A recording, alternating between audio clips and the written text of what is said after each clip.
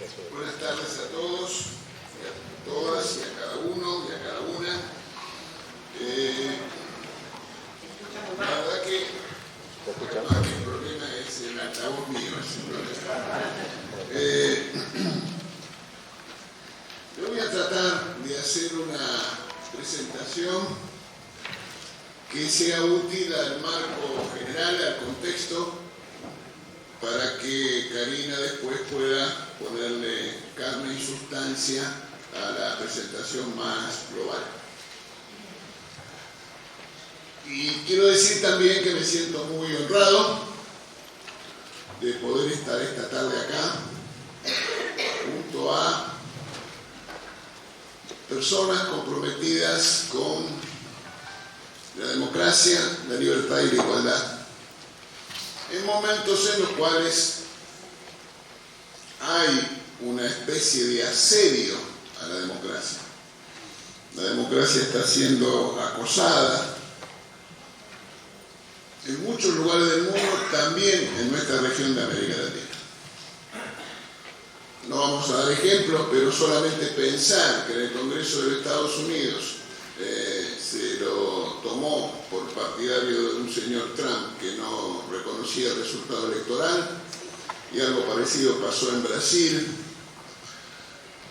y que tenía el antecedente de que en Argentina no se reconoció, no funcionó la ceremonia de traspaso del mando en el año 15.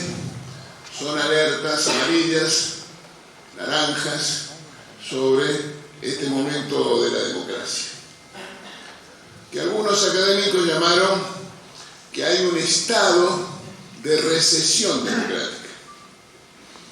Y debemos alertarnos y saber que no podemos dormirnos y que tenemos que ser capaces de llamar la atención sobre las consecuencias negativas que eso tiene. Sobre todo en momentos en que en Argentina celebramos los 40 años de la restauración democrática del año 83. En aquel momento la Argentina era un islote democrático rodeado de autoritarismos y dictaduras. Y no de casualidad, ni por azar, es que se produjo un dominó democrático en la región de América Latina. Primero Uruguay, después Brasil, más tarde Paraguay, finalmente Chile en el año 90 recuperaron la democracia. Y digo que no fue casual porque tuvo que ver de manera decisiva la acción del primer presidente democrático, del primer presidente de la inauguración democrática en Argentina, el doctor Alfonsín. Yo recuerdo que una vez me dijo que uno de los momentos más emocionantes de su vida fue cuando en el Estadio Nacional de Chile, el lugar donde había sido campo de concentración en la dictadura de Pinochet, cuando se anunció su presencia, cuando estaba asumiendo Patricio Aylwin, la ovación del estadio en reconocimiento a lo que había hecho el presidente Alfonsín por la democracia chilena. Y el presidente Lagos me dijo a mí una vez que él tenía una deuda de gratitud eterna para con Alfonsín, porque estando preso en Chile, con motivo de una redada, consecuencia de un atentado fallido por una guerrilla vinculada al Partido Comunista en Chile, un compañero de celda lo despertó, que escuchaba la radio por la noche, para decirle que el presidente Alfonsín había pedido por su vida en un acto en la ciudad de Neuquén de la República Argentina. Y me consta también, y por eso señalo que no hubo azar, que el presidente Alfonsín hizo gestiones políticas de primerísimo nivel en términos de líderes globales y regionales para cesar, para cortar, para suspender la asistencia militar a las fuerzas guerrilleras en Chile. ¿Y por qué? Mire la visión estratégica de ese estadista. Porque si había fuerzas guerrilleras en Chile, entonces iba a haber represión. y entonces la Argentina iba a ser algo así como un refugio de ese conflicto. Y entonces en Argentina no íbamos a poder hacer lo que debíamos hacer. ¿Y qué se hizo? Que fue reducir a la mitad del presupuesto de las Fuerzas Armadas en el año 84, porque era una situación insostenible en términos de las finanzas públicas. Entonces, esa situación, 40 años de democracia, nos invita a tratar de hacer no digo un balance porque no es el momento, pero sí señalar, creo, que se trata de 4 décadas con claroscuros. La primera, la parte luminosa, es que la Argentina dejó atrás para siempre la violencia como método de acción política, que había asignado la historia argentina desde el año 30 hasta el año 83, donde una orgía de violencia, terrorismo de Estado, grupos guerrilleros, la llamada por sus conductores formaciones especiales del peronismo, había sumido a la Argentina en un delirio. Y como se quiso combatir en la dictadura al demonio con las armas del demonio, la Argentina fue un infierno. Y esa represión ilegal y ese terrorismo de Estado fue un momento de represión ilegal recargada que ya había sido iniciado en los 70 en el gobierno surgido de la democracia, con las 3A y las patrullas que salían de los ministerios armadas para cazar argentinos opositores al régimen peronista del momento. Y el lado no luminoso de esos 40 años es el estancamiento económico, la insuficiencia de la institucionalidad democrática para generar las condiciones de inversiones que permitan creación de puestos de trabajo, crecimiento económico, que abra la posibilidad a la realización individual y al progreso social en la Argentina. Son las dos cosas que tenemos por delante.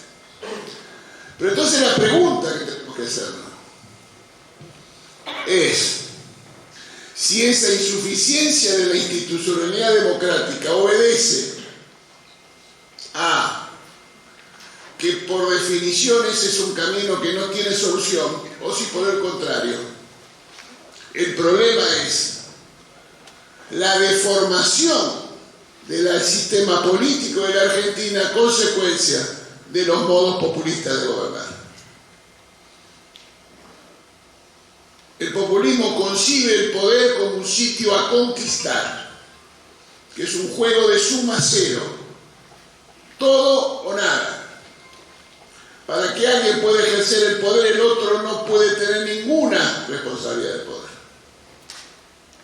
Segunda característica, desacredita, subestima, desprecia el funcionamiento institucional republicano, la división de los poderes, el control recíproco, la rendición de cuentas, porque concibe la política como que la fuente legítima del poder que da el voto habilita y amerita y permite ejercer su voluntad en cualquier circunstancia.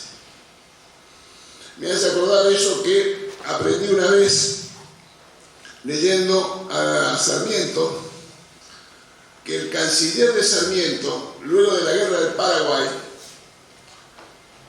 inició conversaciones con Paraguay. Y entonces el hombre, que no me acuerdo su nombre, dijo una frase extraordinaria: la victoria no da derechos. Y la mayoría en una elección no consagra derechos. Sin duda, la institucionalidad deseada requiere y exige de un pilar democrático como única fuente de poder legítima. Elecciones libres, limpias y revisables. Pero no alcanza con eso. la institucionalidad necesaria que permite pensar en un sistema político que siente las bases para el progreso económico en Argentina es también del pilar democrático el pilar liberal, que asegure derechos individuales para todos y para cada uno, y especialmente para las minorías. Pero tampoco alcanza con eso, porque el tercer pilar es el pilar republicano, el control, la rendición de cuentas, el equilibrio, la independencia de los poderes. Y déjame insistir con esto de la institucionalidad y del sistema político como causa necesaria para poder pensar en el progreso económico. Voy a dar una razón conceptual y luego un ejemplo. El modo de producción capitalista que rige en el mundo, también en China, salvo algún lugar, Corea del Norte, Cuba, no hay modos de producción no capitalistas.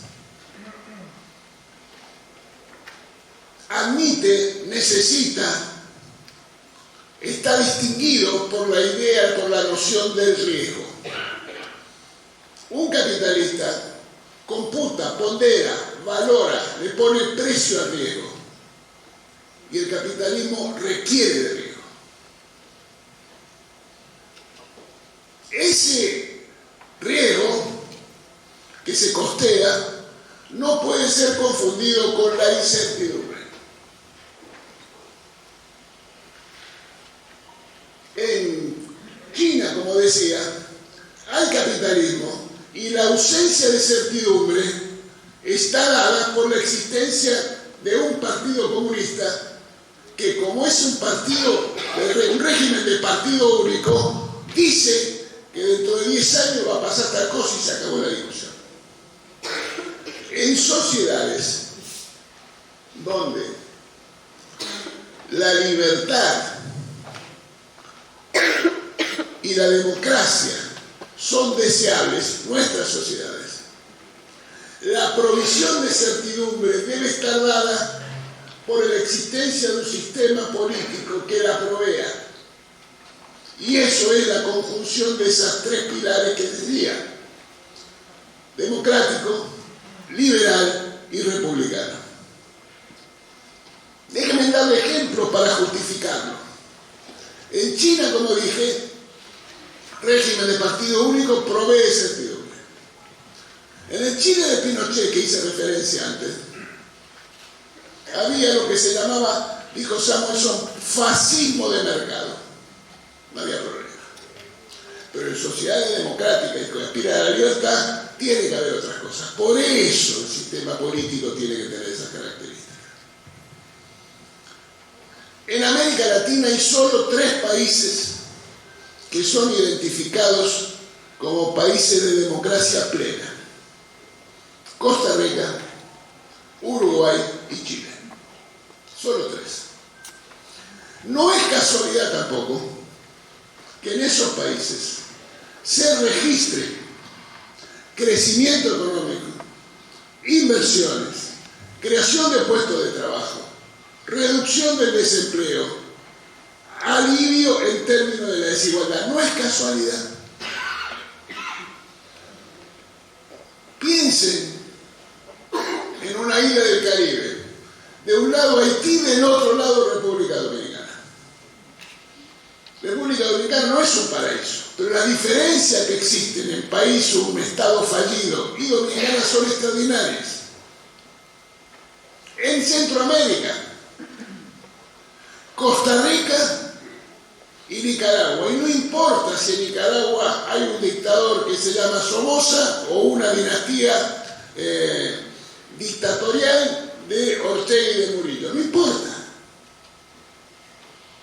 Y si no queremos ir al lejos, pensemos en Uruguay.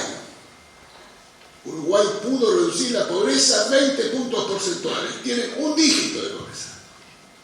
Redujeron la desigualdad. Crecieron. Tienen miles de millones de inversiones. Tiene que ver con un Estado que funciona, con respeto a la ley, con división de los poderes, con cultura del acuerdo y del compromiso entre los actores políticos. El presidente Lacalle viajó a Brasil a la asunción de Lula y fue con Sanguinetti y fue con Mujica. Y acá la señora Kirchner no le quiso entregar el bastón del mando al presidente Macri. Y que no me vengan con la historia de el lofer y la pelota, ¿no? Porque a Mujica nunca nadie lo denunció por nada y se pasó varios años de su vida en una cárcel, en un túnel, en un pozo. Y a los socialistas de Chile tampoco.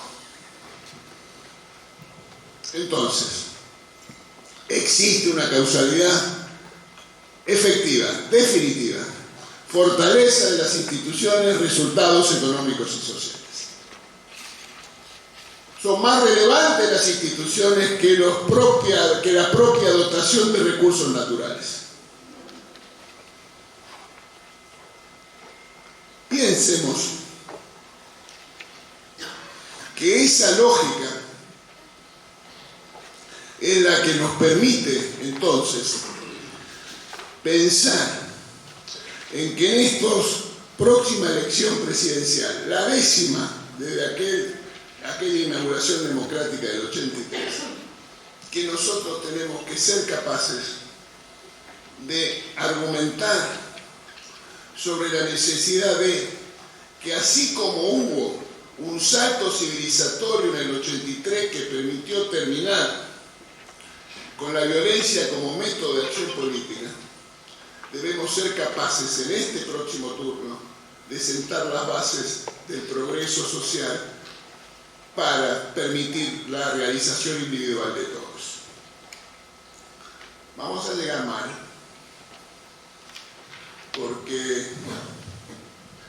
esta administración se va a ir en diciembre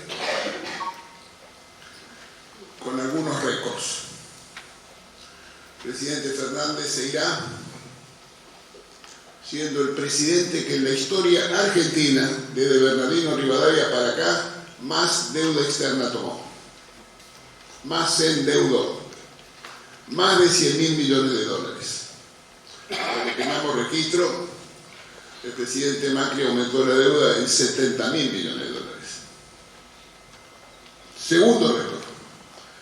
Pasará a la historia por ser el presidente que más decretos de contenido legislativo sancionó. Y cuando se vayan en diciembre de este año, los argentinos vamos a ser en promedio más pobres que el día 10 de diciembre del año 2019. Entonces, cuando uno mira así las cosas, tiene que intentar razonar de por qué este turno presidencial produjo estos resultados tan dramáticos. Empiezo por decir que no nos comamos el chupetín de que es el problema de la guerra y de la pandemia. Nunca en la historia argentina el contexto internacional fue más favorable para la Argentina. Nunca tuvimos una relación precios de exportación de nuestros productos versus precios de importación de la Argentina tan favorable como el que tuvimos hasta diciembre del año pasado. Nunca. Así que terminemos con esto de que las consecuencias de la guerra. No hay tal consecuencia negativa de la guerra. La pandemia. Datos para que manejemos. La pandemia produjo consecuencias económicas porque todos los estados reaccionaron de la misma manera con el cuarentena. Bueno, y entonces trajo consecuencias, cayó el nivel de actividad económica. El mundo en promedio cayó la actividad económica 3% en el año 2020. En Argentina, 10%. En todo el mundo, como consecuencia de ello, aumentó la pobreza. En la región de América Latina también. Argentina aumentó su pobreza en el año 2020 3 veces lo que aumentó en promedio la pobreza en América Latina en un conjunto de 18 países según la CEPAL. Y la caída que hablé de la triplicada a la Argentina en promedio mundial, fuente Fondo Monetario Internacional. Todos aprendimos que había eso de la wealth in data, decía la información de los muertos por millón de habitantes como consecuencia de la pandemia. Bueno, nosotros en la Argentina estamos entre los 15 países del mundo, de casi 200 que hay, en la lista de los 15 que más fallecidos por habitante tuvimos. Y si hablamos del confinamiento, la Universidad de Oxford determinó que la Argentina tuvo un incremento un grado de confinamiento un 40% superior al que tenía el mundo en promedio. Entonces, ni la pandemia ni la guerra son las causas que explican lo que nos pasa. Entonces, ¿dónde está? Arriesgo dos razones.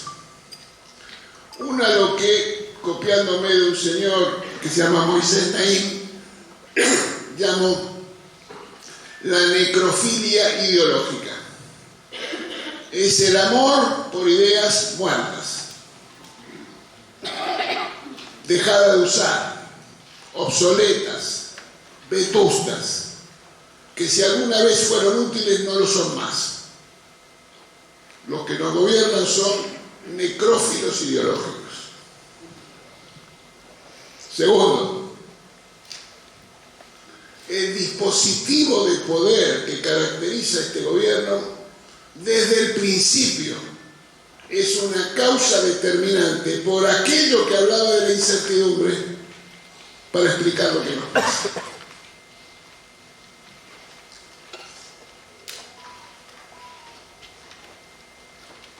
Cuando el centro neurálgico de las decisiones está fuera de la sede oficial del poder, los problemas están a la vista y solo pueden terminar de una manera mal. En Colombia, Uribe quería gobernar y Duque era el presidente, problema. En Bolivia, Arce es el presidente, pero Evo lidera, problema. En Brasil, líder Lula, Dilma presidente, problema. Ni hablar nosotros y nuestra historia en los 70, López, Rega, Isabel, Perón afuera, etc., termina mal. Y acá no podía terminar bien. Pero eso no sucedió después que perdieron la elección. El presidente no pudo conseguir que el Senado tratara el pliego del Procurador General que lo mandó el día 1 en el Senado. El presidente no pudo conseguir que el Senado considerara los pliegos de los integrantes del directorio del Banco Central de la República Argentina, que lo mandó el día 1, lo designó en comisión. El presidente no pudo conseguir que le trataran la designación de los directores de la AFI, que requiere el acuerdo del Senado, y tuvo que nombrar interventores. Entonces, cuando eso pasa, si hay algo que está garantizado es la incertidumbre, y como vimos, la incertidumbre produce consecuencias económicas y sociales. Voy a ir terminando. Esa asociación imprescindible entre las instituciones que explican los resultados económicos y sociales es lo que me permite a mí fundamental que me enojo un poco cuando veo a algunos dirigentes políticos, también de nuestro partido, que dicen, tenemos que hablar de la agenda porque los problemas de la agenda de la gente y no los problemas de la agenda de los dirigentes. Una concesión que no me gusta. Porque cuando nosotros hablamos de las instituciones, de la división de los poderes, del control recíproco, de la independencia de los poderes, de la rendición de cuentas, son las cosas que son necesarias para atender las urgencias del estancamiento económico, la pobreza, la desigualdad, la falta de crecimiento, etcétera, etcétera. Es como si Alfonsín en el 83 dijera: no perdimos tiempo en la democracia, vamos a hablar de la inflación. Una boludez. Porque queremos discutir el problema de la inflación, es que necesitamos entender que tiene que haber instituciones que funcionen, que son los que explican el resultado económico y social positivo, y al mismo tiempo necesitamos tener una coalición política que sea capaz de proveer certidumbre. Entonces, para ir terminando, nuestra misión hoy, creo, es aplicar lo que yo llamo el teorema de las 3 E en nuestra relación con los ciudadanos. Primero, escuchar. Es un momento de angustia de muchos de nuestros compatriotas que se sienten afectados y con razón, se sienten descorazonados, faltos de esperanza. Entonces lo primero que hay que hacer es tener la capacidad de escucha. Segundo, entender. Y eso quiere decir darse cuenta que buena parte de nuestro desafío pasa por internalizar las verdaderas razones por las cuales esta situación de desconfianza existe. Y la tercera es explicar. Explicar, explicar y explicar. ¿Por qué estamos como estamos? Por la degradación institucional. ¿Por qué estamos como estamos? Por el estancamiento económico. ¿Por qué estamos como estamos? Por la deformación del sistema político. ¿Por qué estamos como estamos? Por el populismo recargado que nos gobierna. ¿Por qué estamos como estamos? Por las corporaciones que siguen defendiendo intereses particulares y sectoriales. Tienen que saber todos los argentinos que en este momento tan difícil de la Argentina, porque si alguien piensa que porque el presidente dejó de ser candidato se acabaron los problemas, quiero darle la mala noticia que eso no va a suceder. Que la incertidumbre va a seguir existiendo. Porque yo me pregunto, si el presidente no es candidato porque no tiene buenos resultados económicos y sociales, ¿qué funcionario del gobierno podrá hacerlo si los mismos resultados económicos y sociales se dan presentes? Entonces digo, los ciudadanos argentinos tienen que saber que hay un momento grave, difícil, complejo, con el riesgo de espiralización del conflicto, de mayor incertidumbre, de peores consecuencias económicas y sociales, pero hay una diferencia fundamental. Hoy hay una oposición que no tira piedras, no quiere atropellar al gobierno, no actúa como nosotros sufrimos en carne propia cuando había una oposición que quería que el gobierno del doctor Alfonsín se fuera escupiendo sangre, era la palabra que decía.